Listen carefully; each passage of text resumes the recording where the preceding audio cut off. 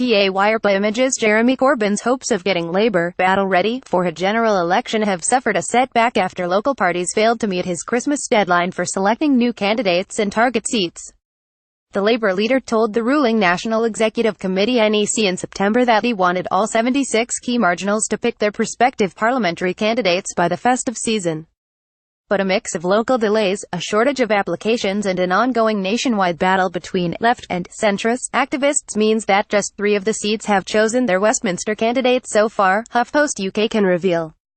Although a handful of other target constituencies are due to select their would-be MPs in coming weeks, the bulk of them will now be decided next year. In some seats, left-back candidates are finding it more difficult than expected to get chosen by their local parties, and their supporters hope the postponements will help them.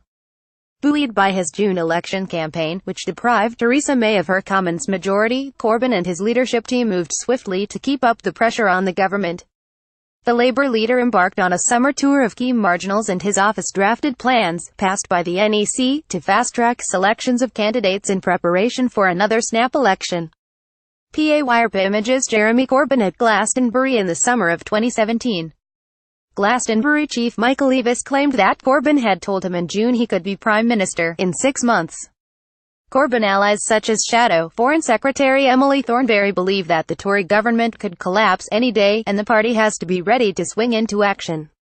With the polls putting the parties neck and neck, few Tory ministers or MPs want to risk a general election before 2022, even if their party changes leader. Some Labour NEC members warned the leadership that it could be difficult in practical terms to meet an original guidance deadline of November 13 for applications for all 76 target seats. Under the initial timetable, a copy of which has been seen by HuffPost UK, constituency Labour parties were advised to draw up shortlists by October 16 and hold hustings meetings ballots by October 30. The latest date for ballots was mid-November. HuffPost UK that timetable has now been quietly ditched and local parties given more flexibility to select candidates next year. Momentum-backed candidate Greg Marshall, who cut Anna Soubry's majority to just 800 votes in June, was selected for Broxtowe earlier this month. Last weekend, centrists Kat Atkinson and Sally Keeble were picked by local party meetings in Irrawash and Northampton North respectively. Just 7 more constituencies among the 76 have set selection meetings next month. Among the December selections are Thurrock, where National Teaching Union organiser Ellie Baker is winning local support, and other swing seat marginals such as Norwich North and Calder Valley. Many of the seats have a Tory lead of just a few hundred votes. In one example of the current delays, Unite official Mike Hedges was interviewed last weekend but not shortlisted by a local selection committee in the key marginal of Watford.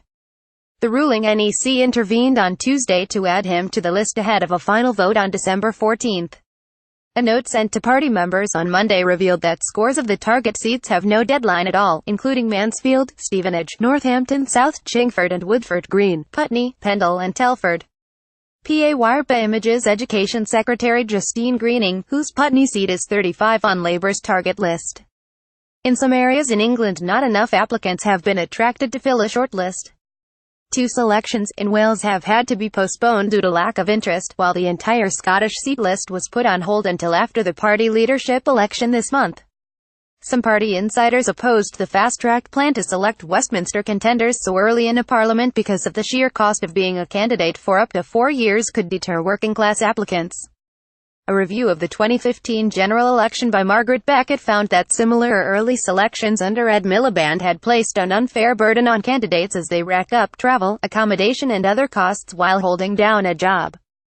Traditionally, prospective parliamentary candidates (PPCs) were chosen late in a parliament, often a couple of years before an expected election. But many Corbyn supporters believe the party is in new territory and has to be ready for any collapse of the Tory government before or after Brexit. Empix Entertainment Shadow Foreign Secretary Emily Thornberry. The party's new system of local selection panels, which shifted power from executive committee members to the rank and file, is also blamed by some for the delays. Of the 76 target seats, the NEC has decided that 46 will be all-women shortlists. Some on the moderate wing of the party suspect that the procedure is being used by the left to block centrist male candidates who stood in the June election. One party source suggested that Momentum had realized that taking more time over the process allowed the grassroots group to ensure its own candidates had a better chance of winning in key seats. Momentum, which was founded to protect Corbyn's leadership, is in some areas getting left supporting council candidates in place next year as part of a longer-term strategy of targeting some sitting MPs. Many local Labour parties used their December meetings to hold fundraisers rather than formal meetings, and many have decided to postpone selections until the new year, possibly until the spring or even later. Suggest a correction.